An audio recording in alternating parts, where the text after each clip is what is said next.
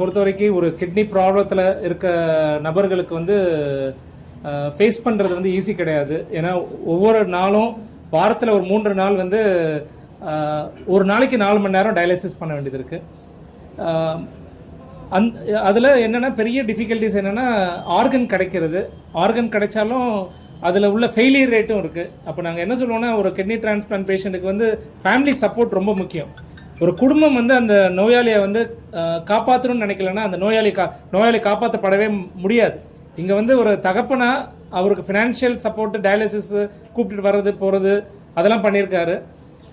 அதை மீறி ஒரு தகப்பனா ஒரு கிட்னியை கொடுத்துருக்காரு. எங்கள் டீமுக்கு என்ன சந்தோஷம்னா, குறுகிய காலத்தில் ஆப்ரேட் பண்ணி ஒரு 4வது நாள் டோனார் டிஸ்சார்ஜ் பண்ணப்பட்டது.